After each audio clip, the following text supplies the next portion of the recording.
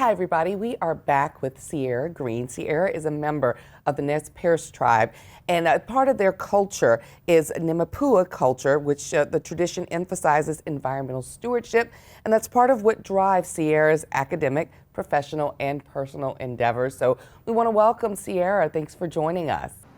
Hello, Tatsmewi. Good morning. Inamunitwas Sapokaswitis, Kasleapatimki, Ciarra Greene. Thanks for having me today.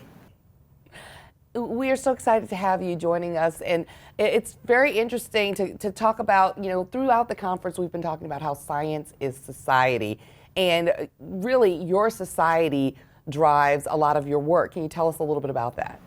Yeah, some of our elders, they always say, we were the first scientists. Our culture is so intricately intertwined with where we are, our actual location, and our homeland stretched between Oregon, Washington, Idaho, Montana, and into Wyoming. When you think about knowledge system that is thousands of years old, it kind of gives you a perspective that maybe the Nimipua knew what was going on with the environment a little more than what we're still figuring out with Western science. So, absolutely, our culture and our homelands are our best teachers because that embedded knowledge is so ancient. It's really amazing, you've been able to incorporate that tradition of that Native American tradition of conservation along with the modern Western science work. One of the things that I found really interesting in working with folks in conservation and restoration, I really started to examine those words. To me, I really like to think about it as protection and healing. If we're going to conserve something, in our cultural values, we don't really have a word for conserve, but we do have a word for protect. And what that means, all the implications that come with it, to me, conservation kind of lacks that understanding of inherent responsibility. But when you are the protector of something, you have that responsibility. You carry a little bit more on your shoulders if you're protecting something than if you're just conserving. And same thing with restoring and healing. Yeah, we have a lot of restoration work going on across our homelands, but when we really think about it as healing, it really elevates what it is that we're doing. And how does that connect to the Nimipua Nuet project?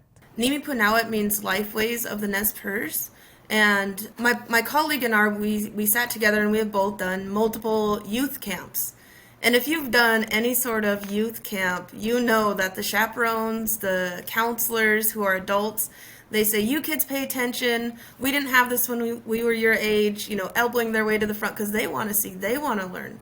And so we thought, why don't we have camps for adults? Why don't we have programming where families can come? So in all of our events, we have everyone present at the table to learn from one another, and at the forefront is we're all trying to do these things for the protection and healing of our community and our homelands. And where can members learn more about the project? We don't have an official website, but if you follow me on LinkedIn, we can continue to post information. And there's so many other great projects going on. We have the Indigenous Speaker Series, which is a monthly webinar series we've been holding that has almost 2,000 followers. Nez Perce Tourism is a great resource, not just for tourism events, but also for cultural understanding. And so that's a company that I work for as well. And then I have my own company, Sapokaswitis Consulting, which is exactly how I'm able to run Nimipua Nuet with my colleagues, is through my own consulting business. Thank you, Ciarra, so much for joining us. It's been great getting a chance to get to know you today. Yes, thank you for having me. I'm glad we could touch base.